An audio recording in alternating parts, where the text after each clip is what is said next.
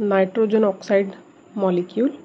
Molecular orbital diagram of nitrogen oxide molecule देखते वक्त पहले तो हमें ये पता होना चाहिए कि ये एग्जाम्पल है हेट्रोन्यूक्लियर डायटमिक मॉलिक्यूल का।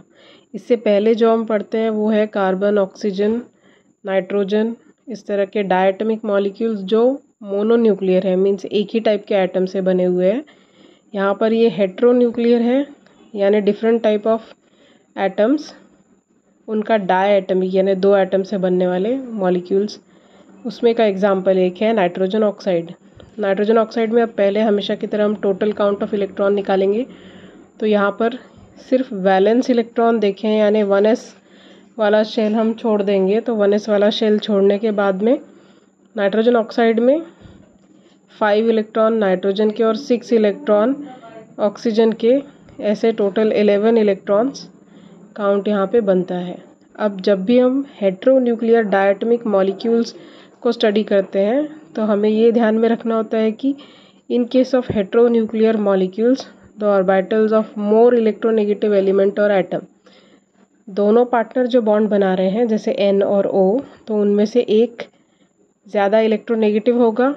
जो ज़्यादा इलेक्ट्रोनेगेटिव है उसके ऑर्बिटल्स लोअर एनर्जी में रहेंगे। इसलिए आपको डायग्राम में हमेशा दिखता है कि N और O में से N का 2s ऊपर है और O का 2s थोड़ा नीचे होता है। वैसे ही N का 2p ऊपर है और ऑक्सीजन का 2p थोड़ा सा कंपैरेटिवली नीचे लेवल पे रहेगा। तो जो भी इलेक्ट्रोनेगेटिव वाला पार्टनर होता है उसके ऑर्बिटल्स एनर्जी वाइज स्लाइटली थोड़े नीचे प्लेस किए जाते हैं। किसमें? हेट्रोन्यूक्लियर डायटमिक मॉलिक्यूल्स के केस में, यानी CO, NO, इनके केस में HF भी। So looking at molecular orbital diagram of NO, जैसे हम नॉर्मल सीक्वेंस फॉलो करते थे उसी तरह से यहाँ बनाया हुआ है। इधर उन्होंने 1s का शो नहीं किया है, 2s यानी वैलेंस शेल से डायरेक्टली स्टार्ट कर रहे हैं। आप 1s भी दिखा सकते हैं, नहीं दिखाया तो भी कोई प्रॉब्लम नहीं है। 2s दोनों का ड्रॉ किया। मॉलिक्यूलर ऑर्बिटल सेंटर में हम ड्रॉ करते हैं उसी तरह से sigma 2s, sigma star 2s, पाई 2px, पाई 2py, sigma 2pz, pi star 2px, pi star 2py और sigma star 2pz।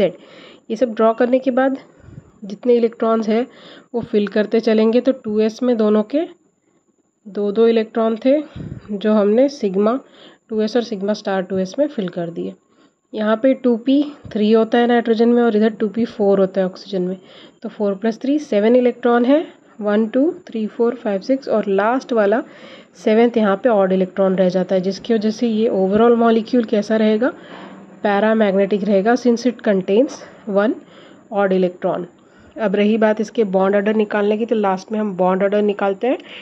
Bond order निकालने का फॉर्मूला वही रहेगा जो सीक्वेंस है मॉलिक्यूल का, मॉलिक्यूलर ऑर्बिटल का, वो सीक्वेंस में से हम देखेंगे बॉन्डिंग कितने हैं इलेक्ट्रॉन, तो 10 आता है। और स्टार वाले यानी नॉन बॉन्डिंग कितने हैं? 5, 10 - 5/2, 5/2 आपको मिलेगा बॉन्ड ऑर्डर 2.5। तो nitrogen oxide molecule 2.5 bond order carry करता है। इस तरह से ये एक हेट्रोन्यूक्लियर डायटमिक मॉलिक्यूल का मॉलिक्यूलर ऑर्बिटल डायग्राम और बॉन्ड ऑर्डर हुआ इन केस ऑफ नाइट्रोजन ऑक्साइड।